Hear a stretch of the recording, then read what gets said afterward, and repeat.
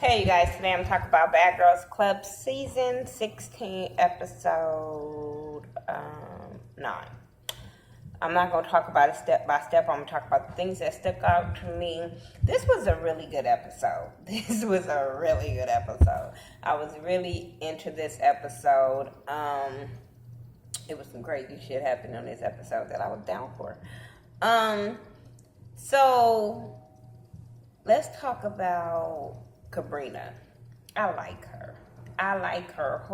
It's just everything about Sabrina. I like her. I like that she has a story.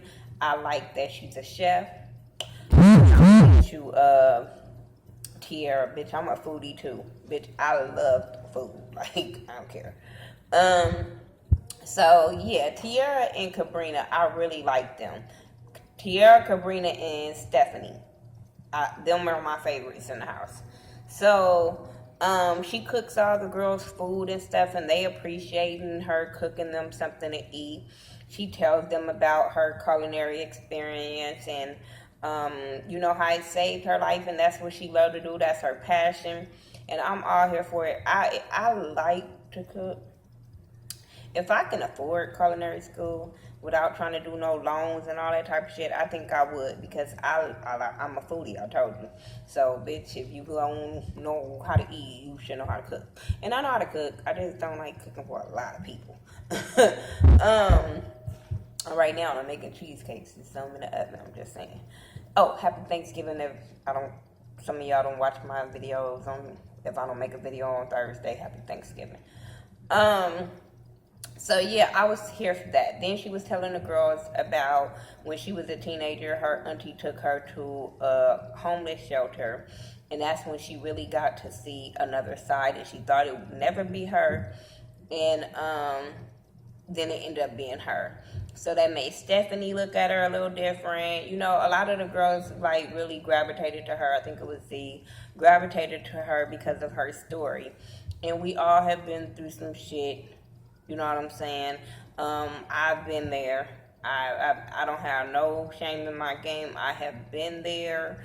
I've never lived in a shelter per se, but I have been there. So, you know what I'm saying? So, I really like her story. So she wanted to take the girls to a homeless shelter or whatever.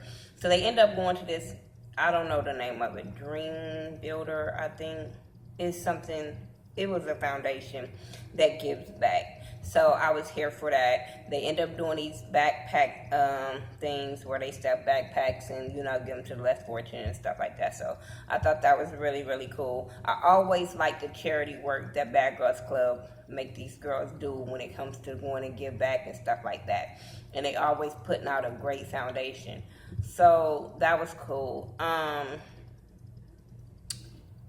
What else happened that wasn't pertaining to all the drama? That goddamn Stephanie, I like her. She is a fucking fool and a half. I liked her. When she did that damn titty commercial, I was rolling. I said, this girl is a straight ass fool. I'm trying to think about some other stuff that happened before we get into all the drama that happened with Brisha and Candace. But yeah, this episode, Candace wanted to have a little lingerie, like sexy, what she called it, a sexy something, a slutty slumber party. That's all I remember.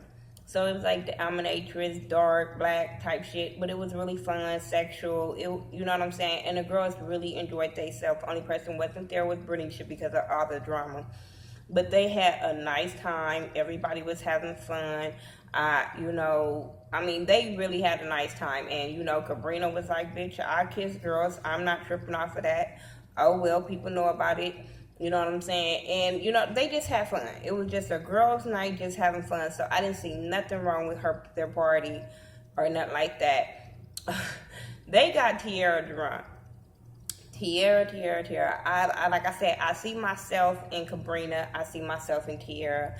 I don't see myself in Stephanie, but I would love to hang with somebody like Stephanie. Me and her can kick it all the time, like for real. But Tiara decided she wants to take her first drink in the bad girl's house. Why? I don't know. But hey, it's the bad girl's house. You only live once. You had these experiences. Okay, you grown. Hell. So they give her a shot of Patron. I'm telling y'all, the same reaction she has on alcohol is the same reaction I have every time I drink alcohol. Like, my homegirl always, every time we go out, she'd be like, "You gonna drink with me tonight?" So I'd be like, "Okay, forget it. I have 1 cup. I promise I have that 1 cup all night, sipping on that one motherfucking cup." But yeah, I hate the taste of alcohol. I hate every bit of it, except like if it's like a margarita slushy like type of thing, something fruity, I'll drink it. But I'm really not a drinker whatsoever. But she had fun, and she was licking ass. She was licking Cabrina ass.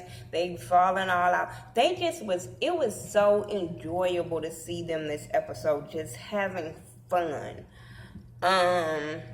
They end up going to a gay club, and they have fun there, except for Bernicia and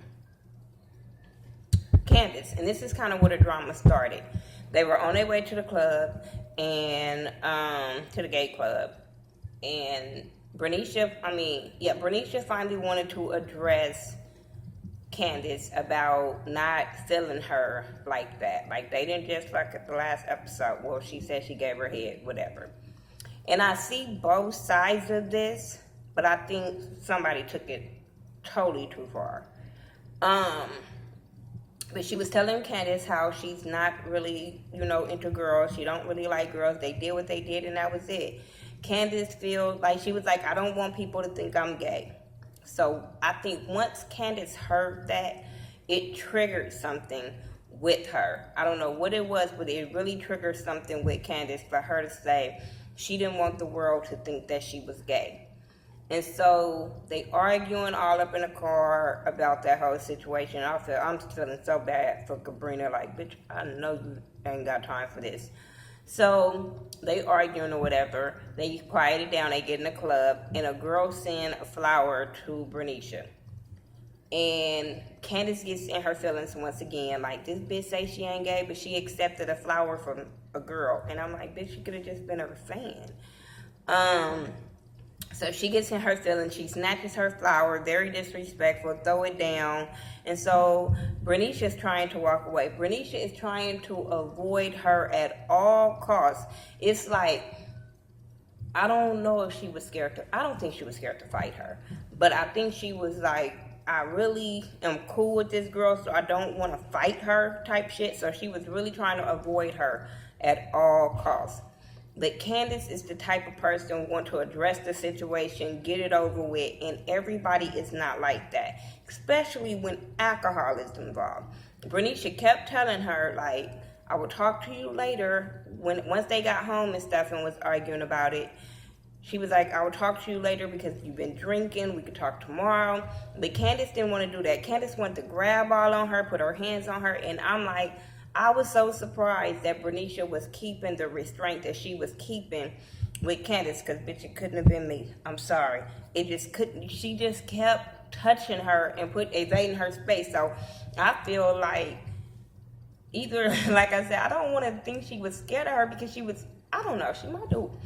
You know how a person keep popping off on a person and they'll argue with you back, but they really, really don't want to fight, but they can't back down because everybody's sitting here watching this go down? I think that's how it was. I don't know, I could be wrong, but that's how it was. Because I didn't understand Bernicia not punching this girl whatsoever. This bitch would have got drugged, slammed, pushed into the wall. I don't know. Even when she hit Bernicia's screen and broke it, I was like, this bitch is out of fucking line. So she ended up having to go to a hotel that night because it was really, really heated or whatever. Then she come back, they had a party. And then the next day after the party is when it was Mother's Day. And Bernicia calls her mama to say Happy Mother's Day, wanted her kids to say Happy Mother's Day to her. The conversation was going cool. Bernicia walked past, Candace walked past, and Bernicia mama, out of line, was like, "Oh, is that the stalker?" And then was like, "Oh, can she hear me?" I'm like, this is not the first conversation you want to have with your daughter, so why do you don't think people can hear you?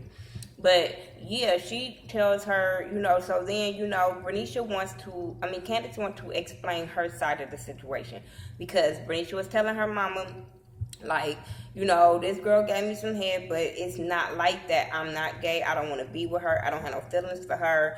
But apparently she's feeling some kind of way. So as Bernicia explained this to her mama, Candace like, fuck it, I'm gonna go explain myself. The mama was like, so what's going on or whatever, and Candace was explaining her side of, your daughter just feel like the world is gonna view her as being gay. I'm telling you, that was just a trigger for her. So they arguing back and forth, and once again, Candace, they end up pulling them apart because I think security knew it was going to go left, and Candace, she would have got her ass whooped. I'm sorry. She was so disrespectful, so rude. So that was Mother's Day. Bitch, you would have got drugged. You interrupting a phone call with my kids and my mama on Mother's Day, bitch, it's time for you to get fucked up. I'm telling you, that's why I don't understand the restraint Candace was holding with this girl. But they arguing like real tough or whatever, and they get pulled away. But as it goes off, they sitting here arguing, and I'm sitting there like, this bitch is like borderline harassing this girl. Because even like every time, like how many times do she have to tell you she don't see you in that way, and you steady pushing up on her, you steady grabbing on her, like, she was out of fucking line. But Candace, Bernicia, your mama was out of line too. Your mama was out of line because she was like, when I touch down out there, she gonna need her mama. Bitch, sorry, but you out of line, Bernicia mama. Like, that's what goes down in a Bad Girls Clubhouse. You should have stayed out of that argument. That girl never disrespected you.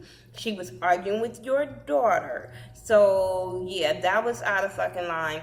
And that's why I was like, ooh, when Candace told Bernicia, next time your mama say something to me, I'm going to beat your ass. I can't wait to see that part next week. But I understood. Like, bitch, this argument was between me and you, so since your mama want to get into it and I can't touch your mama, you're the next best thing. I'm just saying. But, like I said, it was a really good episode because I was liking all the interaction the girls was having with each other and having fun, turning up. It was just really, I like to see them really enjoy themselves, give back, and still be bad girls. They don't have to be with all the petty drama, arguing, just stupid shit, trying to get put out the house for this to be an enjoyable show. That's all I got. If I missed something, oops. Next week is gonna be the finale.